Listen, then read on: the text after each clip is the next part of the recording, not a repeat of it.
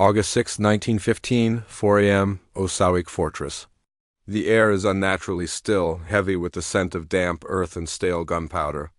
Across the scorched no-man's land, 30 German gas batteries hiss in unison, a sound like a collective intake of breath. A thick chlorinous green mist begins to roll across the clover fields, clinging to the ground like a predatory animal. It does not move with the wind. It moves with a life of its own. Inside the Russian ramparts, there are no gas masks, only wet rags, and the terrifying realization that the air itself has become a weapon. Captain Vladimir Kotlinsky watches the fog approach, feeling the first sting in his lungs. He knows the chemistry of the mist. It turns to acid upon contact with moisture. It will liquefy the lungs of his men from the inside out. He looks at his company's shadows in the dim light and reaches for his saber. He is not preparing to survive. He is preparing to haunt the men who sent the fog. The year 1915 was a time of shifting tectonic plates on the Eastern Front. The Russian Empire, once thought to be an unstoppable steamroller, was reeling from the Great Retreat, a massive withdrawal from the Polish salient under the crushing weight of Austro-German pressure. At the heart of this strategically vital territory sat Osawik Fortress. It was not merely a collection of stone and steel. It was a bottleneck. Situated on the Biber River, the fortress was surrounded by impenetrable marshes and bogs, making it the only viable crossing point for a modern army and its heavy rail lines. For the German High Command, led by the formidable Paul von Hindenburg, Osawik was a thorn that had to be removed. Twice before, in September 1914 and February 1915, the Germans had attempted to batter the fort into submission. They had unleashed the Big Bertha 420mm siege howitzers, raining down 250,000 shells in a single week of bombardment, so intense that the Russian High Command only asked the garrison to hold for 48 hours to allow for an orderly evacuation. Instead, the garrison held for months. By August 1915, the situation had reached a desperate stalemate. The German 11th Landwehr Division, comprising some 7,000 to 8,000 men, stood poised for a third and final assault. They were tired of the fortress of the marshes and its stubborn defenders. The environment was one of extreme attrition. Soldiers on both sides lived in waterlogged trenches, battling disease as much as each other. The Russian defenders, primarily the 226th Zemlyansky Infantry Regiment, were exhausted, undersupplied, and largely forgotten by their retreating main army. They were a garrison of ghosts even before the gas arrived, surviving in a landscape that had been stripped of life by months of constant shelling. As August dawned, the German strategy shifted from brute force to scientific cruelty. They brought in 30 gas-cylinder batteries, waiting for the wind to turn toward the Russian ramparts. The world was watching the birth of a new era of warfare, where geography and bravery were being rendered obsolete by the wind and the laboratory. The German plan was clinical. A massive release of poison gas would cleanse the fortress of all life, followed by a simple march-in to occupy the empty works. They did not expect to fight. They expected to collect a prize from a graveyard. This set the stage for a confrontation that would defy the laws of biology and the limits of human terror. The introduction of chemical agents on the Eastern Front represented a terrifying leap into the unknown for the Russian Imperial Army. Unlike their counterparts on the Western Front at Ypres, the soldiers stationed at Osawik possessed virtually no protection against the industrial horrors of the modern laboratory. There were no rubberized masks, no charcoal filters, and no specialized training. The Russian military environment in 1915 was plagued by a catastrophic supply crisis. While the Germans were deploying the height of chemical engineering, the men of the 226th Zemlyansky Regiment were told to use wet rags or to soak cloths in their own urine to neutralize the impending acid. This was the reality of the Great Retreat, a disparity so vast that it transformed the act of defense into a form of slow, agonizing suicide. The specific weapon chosen for Osawik was a lethal cocktail of chlorine and bromine. The German plan, overseen by General Field Marshal von Hindenburg, was timed for a day when the atmospheric conditions would favor a low-hanging, slow-moving cloud. Chlorine gas is particularly insidious because it is heavier than air. It does not dissipate into the sky but sinks into the earth, filling trenches, bunkers, and the deep subterranean chambers of a fortress. For the Russian defenders, the very structures built to protect them from shells, the deep galleries and reinforced pits, would soon become death traps. The strategic environment was one of absolute vulnerability. The German 11th Landwehr Division was so confident in the gas's efficacy that they were issued breathing apparatuses not for combat, but merely to safely walk through the cleansed ruins of the fort. By the first week of August, the wind finally shifted. The German specialists monitored the weather vanes with surgical precision. They knew that a cloud of this magnitude would kill everything in its path, not just the men, but the horses, the birds, and even the vegetation. The grass would turn black, and the leaves would shrivel as the gas stripped the chlorophyll from the earth. The Russian forces inside, led by the stoic Captain Vladimir Kotlinski, were aware that a gas attack was coming, but the scale was unimaginable. They were trapped in a fortress that had become a target of a biological erasure. This was the environment of the ghost charge, a world where the laws of physics and chemistry were being leveraged to ensure that no human being could possibly remain standing. As the valves on the German tanks began to turn in the pre-dawn darkness, the era of traditional heroism was being smothered by a green, suffocating fog. The events at Osawik are best understood through the stark contrast between the tactical angle of the German aggressors and the harrowing, human angle of the Russian defenders. Tactically, the German High Command viewed the gas release as a cleaner alternative to the bloody infantry assaults of the previous year. The plan was a masterpiece of cold, industrial logic. Used 30 batteries of gas to create a wall of poison 8 kilometers wide and several meters deep. This was not meant to be a battle, it was meant to be a fumigation. The German commanders expected that every organic life form within the first 2 lines of defense would be rendered inert. Their tactical manuals predicted that the gas would effectively neutralize the artillery and the infantry positions simultaneously, allowing their Landwehr to move forward with their rifles slung, simply stepping over the dead to plant the flag of the Reich. In contrast, the human angle was one of unimaginable agony. As the gas hit the Russian lines, the lack of protective equipment turned the trenches into a slaughterhouse. Chlorine gas reacts with water to form hydrochloric acid. When inhaled, it literally begins to dissolve the mucous membranes of the lungs, throat, and eyes. Survivors described the sensation as being burned from the inside out. The men didn't just die, they drowned in their own fluids. The sensory experience was overwhelming: the smell of bleach, the blinding pain in the eyes, and the sound of hundreds of men coughing up pieces of their own lungs. Yet, in this biological hellscape, the human spirit exhibited a terrifying resilience.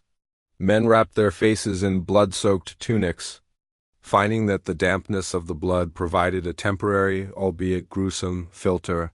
They didn't flee into the marshes.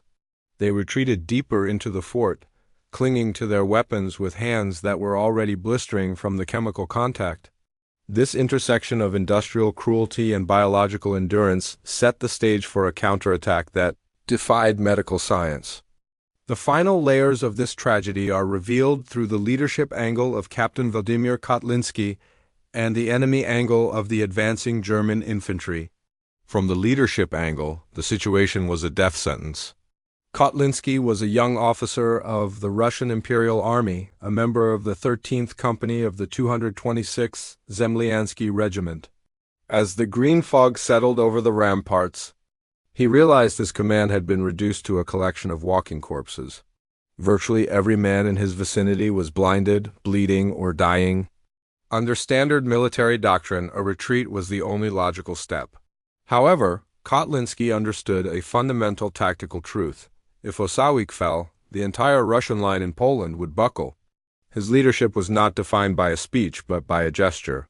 He rose from the blackened grass, his own lungs burning with acid, and signaled for a counterattack. It was a command that ignored the biological reality of his men's condition. He was asking the dead to rise and fight one last time, knowing that every step they took into the fresh air would only accelerate the chemical destruction of their bodies. Parallel to this was the enemy angle, which provides the most surreal perspective of the battle. The German Landwehr, largely older reservists, were moving forward with a sense of grim satisfaction. They had watched the gas engulf the fort for hours. They were equipped with protective masks and moved in a disciplined formation of 7,000 men. According to German reports, they expected to find a silent graveyard.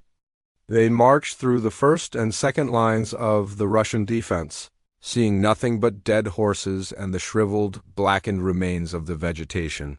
The psychological state of the German soldier at that moment was one of absolute confidence. They were not prepared for a fight. They were prepared for a cleanup operation. When they reached the third line of the defense, they were met with a sight that broke the German military mind. They didn't see a defensive line. They saw what appeared to be demons rising from the earthmen with their faces wrapped in blood-stained rags, coughing up blood, yet charging with bayonets fixed. This psychological shock would prove to be more lethal than any bullet. The time was approximately 5 a.m. The green cloud had finally begun to settle into the low-lying marshes, leaving behind a landscape that looked as though it had been bleached by an alien sun. The German 11th Landwehr Division, nearly 7,000 strong, advanced in high spirits. They moved across the first and second lines of the Russian defense, their boots crunching on the blackened, brittle grass. There was no return fire, no movement. The silence was absolute. Behind them, the German artillery had fallen silent, confident that the chemical work was complete. But as the lead German elements reached the shattered ruins of the third line of trenches, the silence was broken by a sound that no medical textbook could explain, a collective, wet, rattling wheeze. From the mud and the chemical sludge, the remnants of the Russian 13th Company began to stand. They were led by Captain Vladimir Kotlinski, a man who, by all physical laws, should have been a corpse. His skin was a mottled shade of blue and green, and his tunic was soaked in the blood he had been coughing up for the last hour. Behind him, roughly 60 men all that remained of a full company dragged themselves upright. They were a vision of pure horror. Their faces were wrapped in makeshift rags, stained a deep, dark crimson. Their eyes were bloodshot and bulging, and as they tried to breathe, they sprayed a fine mist of blood and lung tissue onto their bayonets. They did not scream a battle cry. They couldn't. Instead, they emitted a terrifying, hollow sound, a death rattle, that echoed through the mist. Kotlinski pointed his saber toward the massive German column, and the dead men began to run.